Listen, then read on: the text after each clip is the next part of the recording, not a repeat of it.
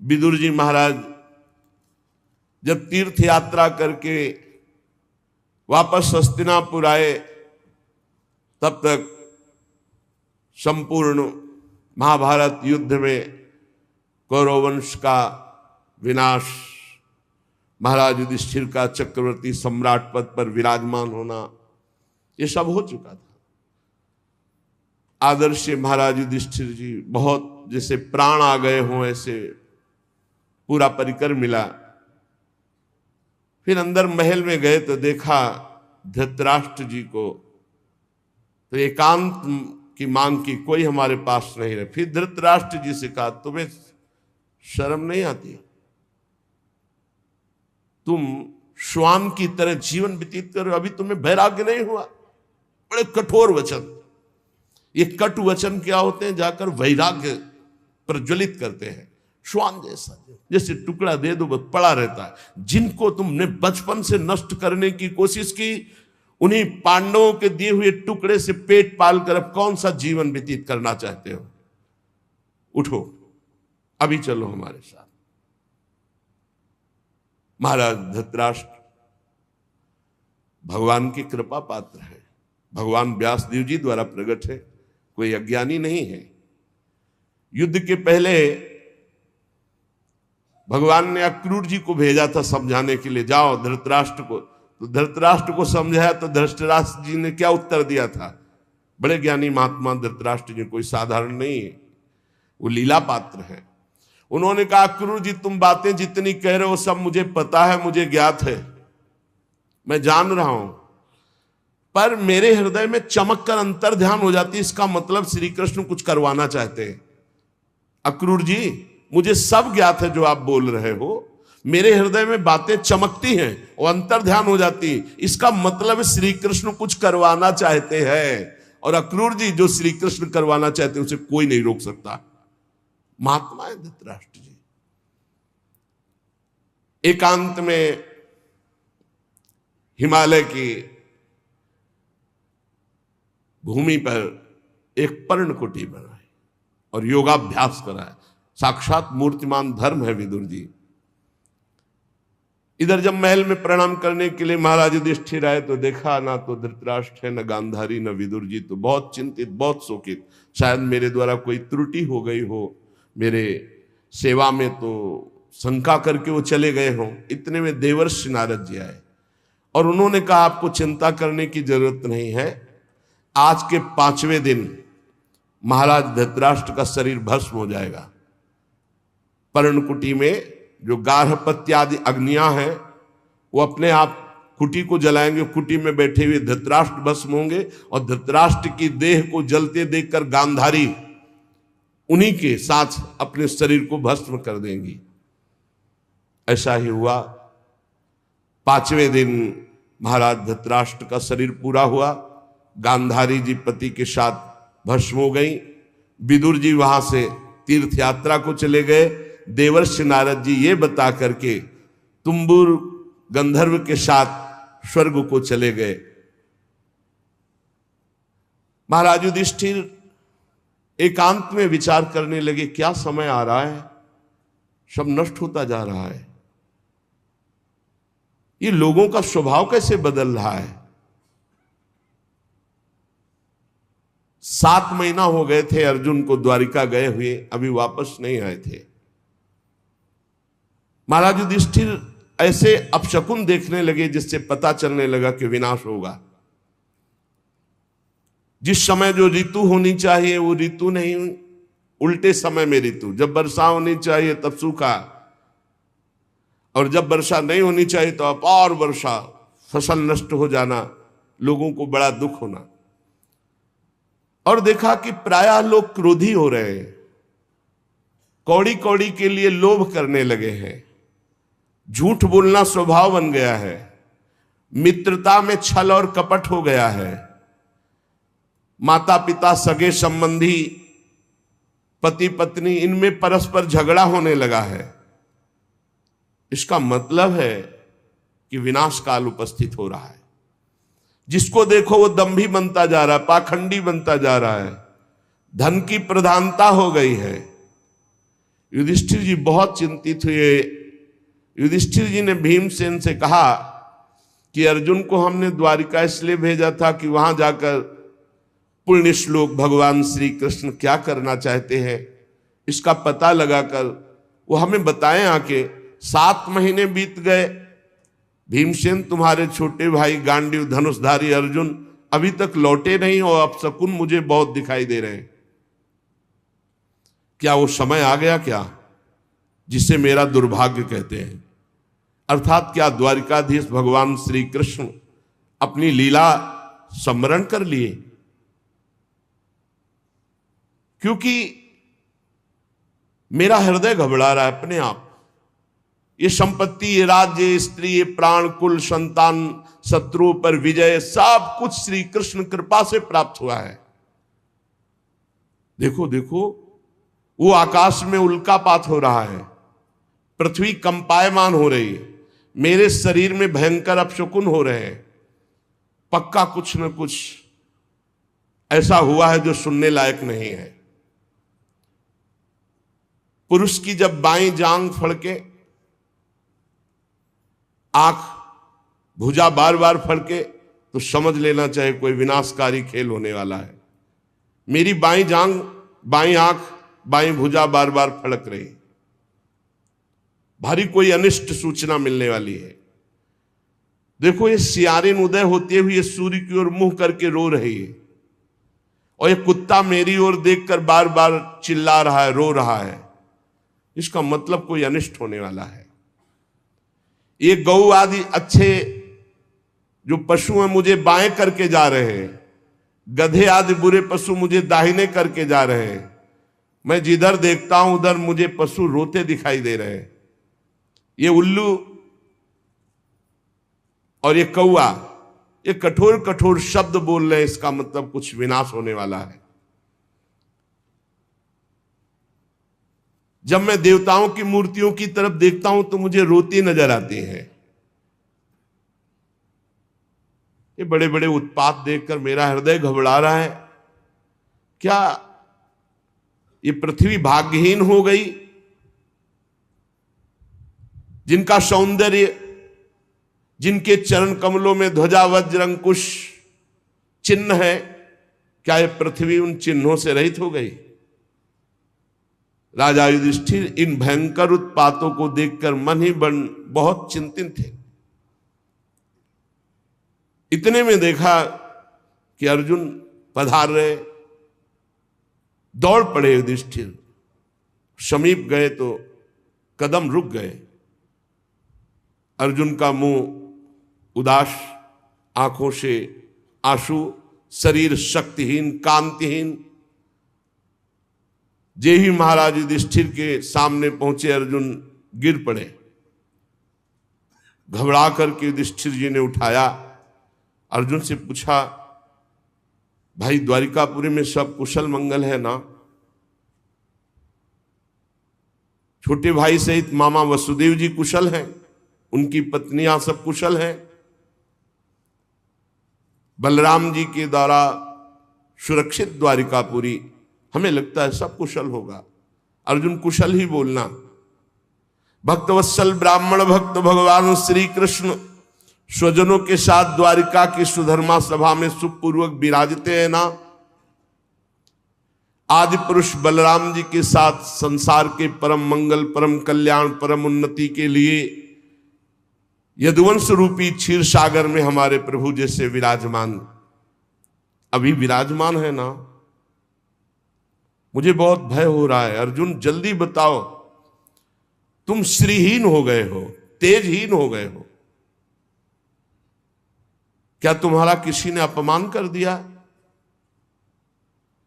कहीं तुमने दुर्भावपूर्ण कोई अमंगल कार्य तो नहीं कर दिया? क्योंकि अमंगल कार्य करने वाले का तेज नष्ट हो जाता है।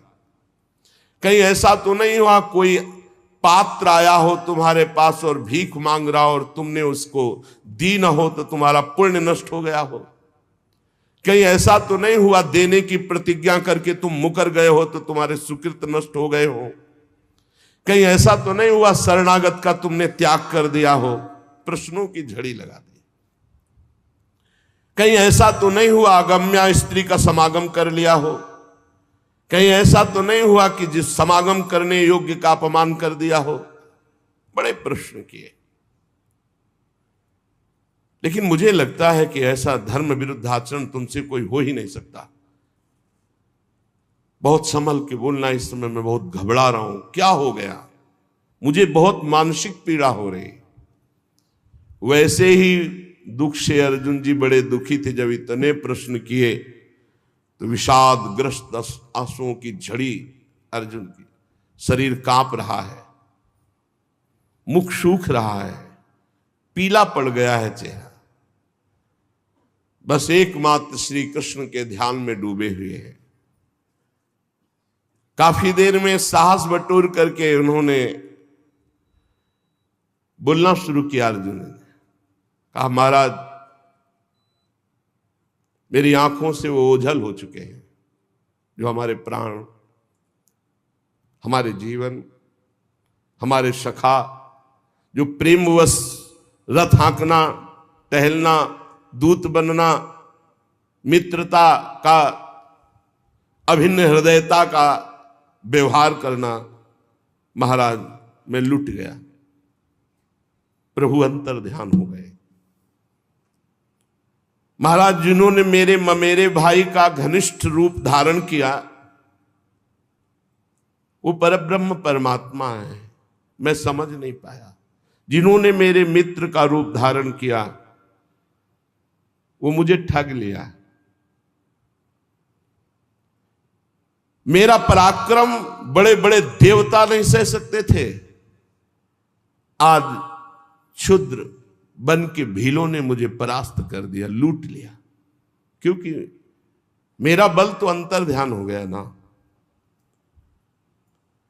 जैसे ये शरीर प्राणों से रहित मृतक कहलाता है महाराज, आज मैं वैसा हो चुका हूं। मेरे प्राण श्री कृष्ण अंतर ध्यान हो चुके हैं।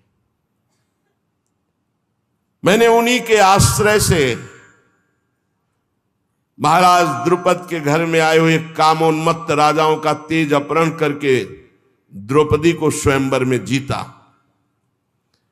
मैंने उन्हीं के आश्रय से गांडीव धनुष पर बाण चढ़ाकर मत्स्यवेद किया। भगवान की दिव्य शक्ति हर समय अर्जुन के साथ रहती थी। ये आज वही गांडीव हमारे हाथ में है, लेकिन मैं भीलों से नहीं जीत पाया। मैं लौट के आ रहा था भगवान के निज जनों को लेकर, लेकिन मेरे में सामर्थ्य नहीं रही, क्योंकि मेरे श्री कृष्ण अंतर है। वही गांडीव, वही भुजाएं जिसके बल से खांडोवन को, इंद्र को भी रोक करके अग्नि को तृप्त किया। उसी से मैदानों की रक्षा की जो आपकी सभा में जल में थल, थल में जल का भ्रम करने वाली दिव्य सभा तैयार की थी। 10,000 हाथियों का बल रखने वाले जरासंध को ऐसे तिनके की तरह चिरवा दिया उन्हीं श्री कृष्ण ने भीम से। 20,000 राजाओं को मुक्त किया जो भैरव यज्ञ में बलि देने के लिए बंदी बनाए हुए था। महाराज हर तरह की विपत्ति में श्री कृष्ण सामने नजर आते थे। चाहे वो द्रौपदी को वस्त्रहीन करने के लिए कौरवों की सभा हो, या वनवास के समय दुर्योधन के षड्यंत्र से भेजे हुए 10,000 शिष्यों के साथ दुर्वासा ऋषि, हर समस्या का समाधान श्री कृष्ण थे। ये कई बार सुना चुके हैं दुर्वासा ऋषि का प्रसंग। बड़ा कठिन है किसी महापुरुष को प्रसन्न कर लेना, लेकिन जिनका भगवान से अनुराग नहीं वो लाभ नहीं ले पाते। 4 महीने दुर्वासा जी की बड़ी सेवा की दुर्योधन ने। दुर्वासा जी ने कहा, वरदान मांगो, चातुर्मास भर तुमने सेवा की, क्या चाहते हो? दुर्योधन ने विचार किया कि पांडवों का जड़ से नाश हो जाए, बढ़िया अवसर है। तो उनका ब्राह्मण हमारे ज्येष्ठ भ्राता महाराज युधिष्ठिर वनवास में है, आप 10,000 शिष्यों के साथ जाएं और उनका आतिथ्य स्वीकार करें। तब जब द्रौपदी जी बटलोई में प्रसाद पाले, द्रौपदी पालिए, फिर वहां कुछ नहीं। सिद्ध सूर्यदेव के द्वारा दी हुई बटलोई थी। तथास्तु कहकर दुर्वासा जी ठीक उसी समय पहुंचे जब द्रौपदी जी प्रसाद पाके बटलोई मार्जन करके रख दिया। शिष्य मंडली 10,000, आगे दुर्वासा जी महाराज धर्मराज जी के समय पहुंचे, साष्टांग दंडवत किया। महाराज आइए, आज तो हमारे अहोभाग्य, आप कृपा करके दर्शन दिए। अब पूछना होता महाराज प्रसाद पाल, हाँ हाँ अभी यमुना स्नान करके आते हैं, अभी आते हैं प्रसाद पाने। 10,000 शिष्य सहित यमुना जी स्नान करने गए। महाराज युधिष्ठिर द्रौपदी के पास गए और द्रौपदी जी से पूछा प्रसाद पा लिया? हाँ, बटलोई मान के रख दी। मूर्छित से हो गए। द्रौपदी जी कौरव सभा से शरणागति पूर्ण पुष्ट हो चुकी थी। उठाया, आप ऐसी दशा को क्यों प्राप्त हो गए? तो उनका बटलोई में तुमने पा लिया, धो के रख दिया। 10,000 शिष्यों के साथ महाक्रोधी दुर्वासा ऋषि आते ही साप दे देंगे। अब क्या 10,000 के लिए कंदमूल फल भी एकत्रित नहीं कर सकते। द्रौपदी ने कहा, एक बटलोई का तुम्हें इतना भरोसा है? अरे जो पूरे विश्व को पवाता है वो मेरा श्री कृष्ण है, आप कोई संशय नहीं। आंख मूंदी और ध्यान करके आर्त भाव से पुकारा, श्री कृष्ण। उनको कहीं आना जाना है? देखा पीतांबर फहराते हुए मुस्कुराते हुए चले आ रहे हैं। आकर के पहले कहा, द्रौपदी बहुत भूख लगी, कुछ पवा। समस्या पे समस्या। अरे महाराज इसी समस्या से तो आपको याद किया है। नहीं कृष्ण ने बाद में बड़ी भूख लगी, कुछ खाने को दो। द्रौपदी ने फिर गदगद कंठ से कहा, प्रभु ऐसे तो मेरे बड़े भाग्य हैं कि आप ऐसे कह रहे, पर प्रभु इस समय कुछ नहीं है, बटलोई मांझ के रख दिया। अच्छा तो जरा बटलोई लाना। ये कर तुम अकर तुम अन्यथा कर तुम सर्व समर्थ भगवान का प्रताप देखो। कोई साधारण स्त्री भी जूठा पात्र थोड़ी धो के रखे कि रख दिया उसमें सीख जरा भी शीत लगा हुआ है। फिर ये तो पतिव्रता है, देवी है, ये कोई स्त्री से प्रकट है क्या? द्रौपदी यज्ञ से प्रकट है। दूसरी बात, जब भगवान सूर्य ने कह दिया कि द्रौपदी के पाले के बाद कुछ नहीं बचेगा तो कुछ नहीं बचेगा। लेकिन श्री कृष्ण है, एक साक का शीत निकाला। कहां से निकाला? बटलोई से। सिद्ध बटलोई, धुली बटलोई, ये है श्री कृष्ण। और कहा इतने में तो पूरा विश्व तृप्त हो जाएगा। जबान में रखा तो वहां मुनिमंडली जो यमुना स्नान कर रही थी, ऐसा फरा बड़ा आचमन करने की जरूरत नहीं। बोले जाओ, भीम से कहा भगवान ने, कह दो पकवान तैयार है, आओ महाराज। बोले महाराज, बोले जाओ तो तुम कहो जा करके। जो ही भीमसेन गए तो वहां सब दुर्वासा जिसका महाराज रसोइये ने ऐसे सुंदर व्यंजन बनाए, आप पधारे। उनका देखो आचमन करने की जगह नहीं। वैसे तो अगर 2 मिनट लेट हो जाते तो हम सब भाग जाते यहाँ से, क्योंकि किसी के सामर्थ्य नहीं है। शिष्यों ने कहा गुरु जी आदेश मत कर देना, आचमन करने की जगह नहीं। उनका वरदान मांगो। तो बोले जिस भाव से दुर्योधन ने भेजा था वो उसी भाव को प्राप्त हो जाए। विनाश के लिए भेजा था, उनका तथास्तु। अर्जुन जी कह रहे हैं जिनके बल से बड़े भारी दुस्तर संकट दुर्वासा से हम बच पाए, जिनके प्रताप से हमने भगवान शंकर को अपनी बाहुओं से युद्ध रूपी पूजा करके तृप्त कर दिया। भगवान शंकर से भगवान शंकर से कोई एक सेकंड भी युद्ध कर सकता है? अरे प्रलयंकारी रुद्र हैं, इनके सामने कोई नहीं टिक सकता। बाहु युद्ध या जितने अक्षय तूणीर में बाण थे सब ऐसे लीन हो गए। जब बाण मारते ना तो शरीर में अंतर ध्यान हो। अर्जुन जी को लगा ऐसा किरात कौन सा वीर है कि जो हमारे बाणों को ही ली जा रहा है। जब एक भी बाण नहीं बचे तो गांडीव से प्रहार किया तो गांडीव भी अंतर ध्यान हो गया। अब उठा के वज्र जैसे घूंसों से प्रहार करना शुरू किया। जे भी भगवान शंकर ने प्रहार किया तो उनका रुक जाओ, 2 मिनट का समय दो, हम अपने आराध्य देव की पूजा कर ले, क्योंकि लगा कि इनके घूंसे से प्राण निकल जाएंगे। और मन में आया कि इतनी पीड़ा तो हमें कहीं किसी युद्ध में नहीं हुई, ऐसा कौन है जो मुझे कष्ट दे सकता है। तो उन्होंने कहा हाँ हाँ जो तुम्हें करना है कर लो।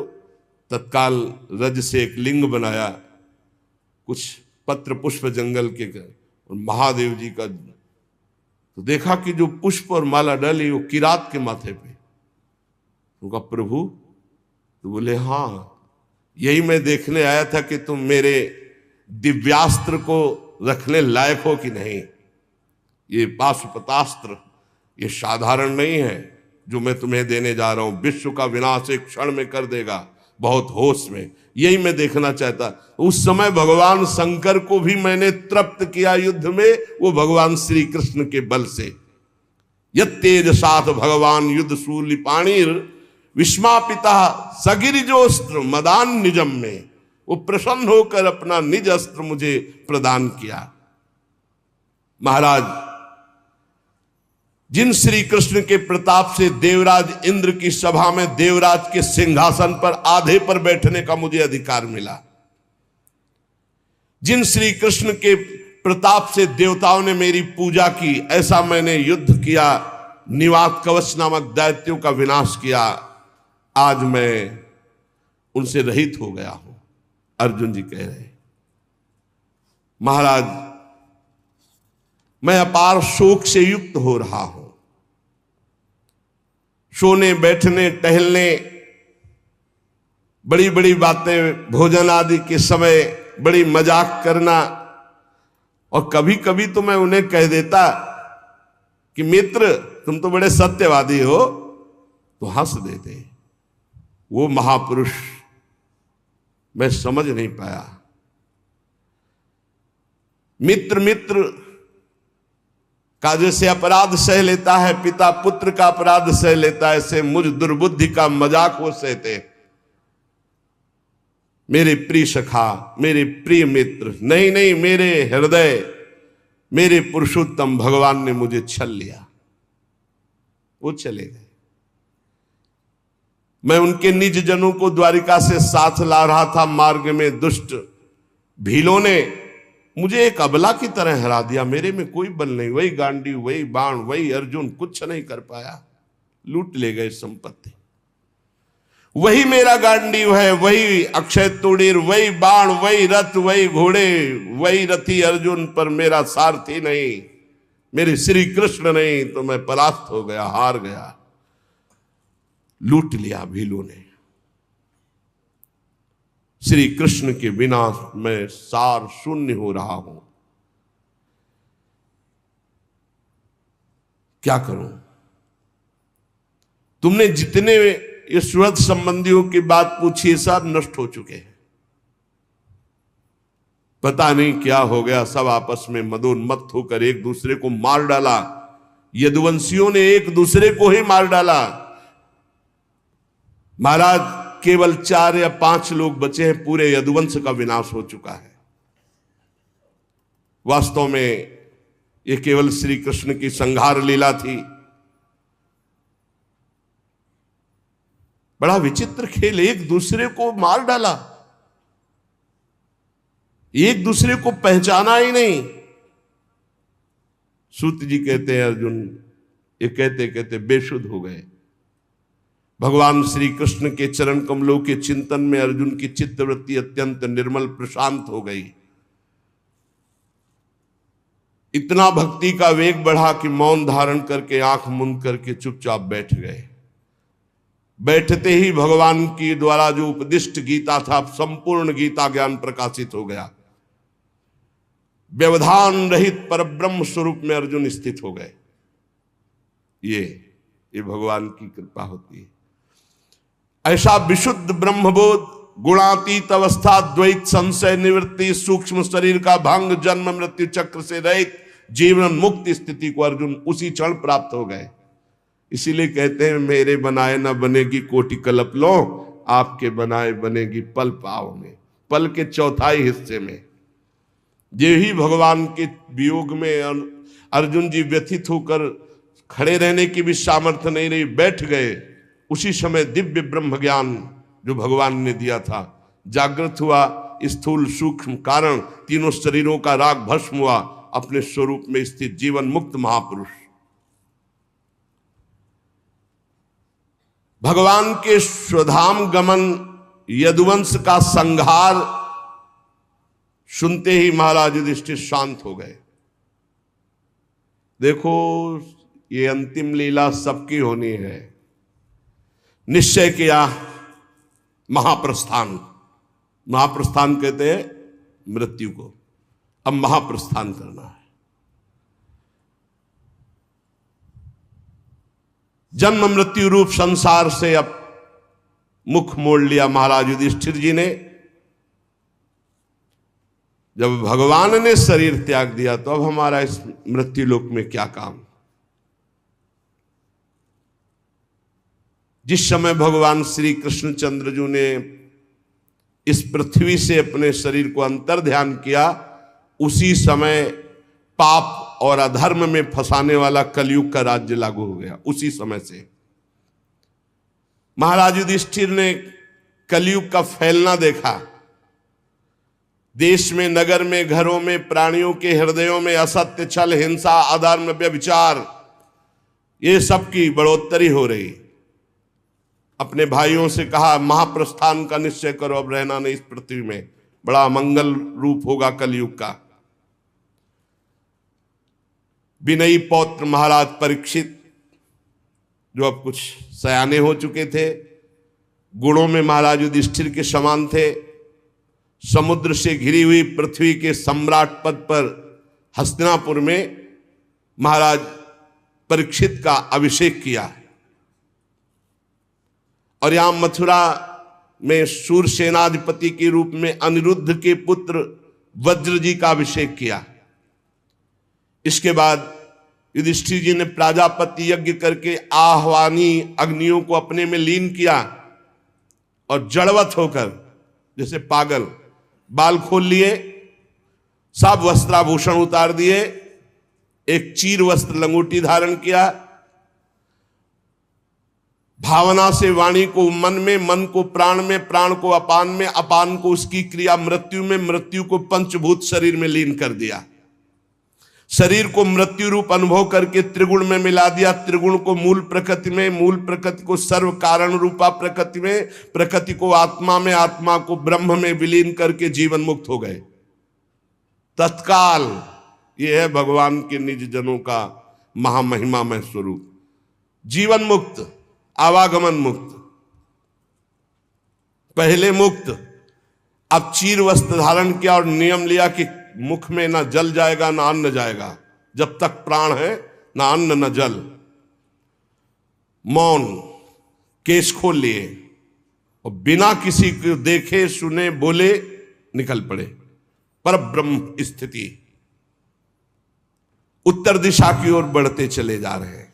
भीमसेन, अर्जुन, नकुल, सहदेव, द्रौपदी, इन्होंने जब देखा कि भैया इस महाप्रस्थान को, तो ये भी महाप्रस्थान को भगवान श्री कृष्ण के चरणों का सब ध्यान करते हुए महाराज युधिष्ठिर के पीछे पीछे महाप्रस्थान। सबकी बुद्धि एकमात्र कृष्णाकार, सबकी बुद्धि श्री कृष्ण में लगी हुई। फलतः एक एक गिरते जा रहे हैं। भीमसेन बताते जा रहे हैं, द्रौपदी गिरी, नकुल, सहदेव हिमालय में एक बार भी पीछे मुड़कर नहीं देखा। अर्जुन गिरे, फिर भीमसेन में अकेले महाराज, सीधे विमान आया था महाराज युधिष्ठिर जी के लिए, और ये शरीर छोड़कर दिव्य लोक को पहले ही प्राप्त हो गए। भगवान के प्यारे भक्त पांडवों के महाप्रयाण की इस पवित्र मंगलमयी कथा को जो पुरुष सुनता है वो निश्चय ही निष्पाप होकर मोक्ष को, भगवत धाम को प्राप्त होता है।